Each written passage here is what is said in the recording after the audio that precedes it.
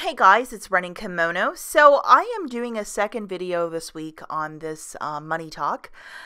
I received such a giant reception for the first video, private messages, comments. There seems to be a very big interest in this, and I wanted to continue the conversation. I didn't want to have to wait till Monday. So today's video is going to be a little story time and the power of one word. Oh my God, the most powerful word in the English language. That is saying no.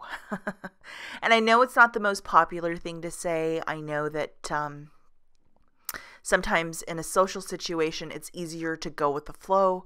But sometimes saying no is the responsible and adult thing to do.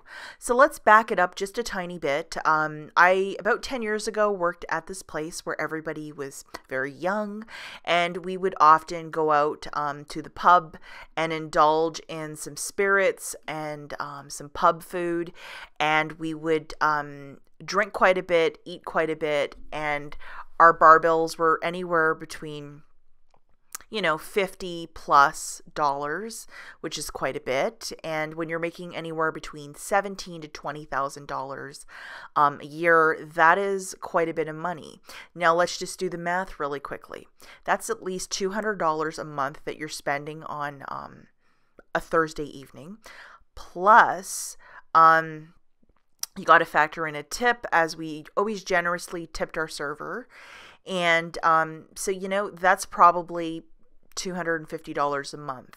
And when you have car payments, student loans, so on and so forth, it becomes almost like your car payment, because that's quite a bit of money. So we would all go out Thursday night, let off a bunch of steam, eat a bunch of really bad food, and have just a fun time.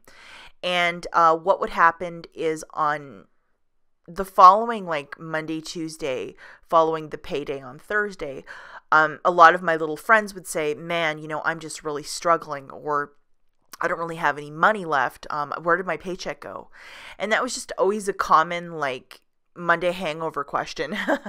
And I certainly had those same financial problems too, where, I would just be going and grabbing pennies out of a piggy bank to try to buy something, because I was just broke. And it was just a lack of managing my money. And that's why, I'd have to do the walk of shame to a store with 100 pennies to buy like a bag of chips or whatever I wanted. It was just really tough. And I'll never forget one of my workmates. Somebody was talking about a Thursday night gathering, and she was really short on money, and she actually said she couldn't go. She's like, I just don't have the money to go. And then another one of our workmates, a guy, said, you know what, don't worry, I'll pay for all your drinks and whatever you want. And she knew how much he made. We all made the same amount. So she's like, absolutely not, no.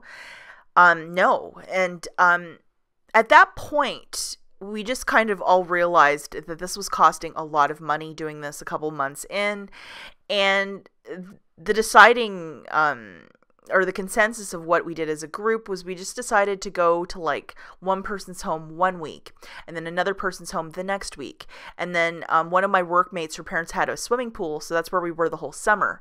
But it was a way that we could just be social and do it on the cheap. So one person would bring a couple bottles of wine, one person would bring some food, and then we would just take turns that way, hosting and having fun, that sort of thing.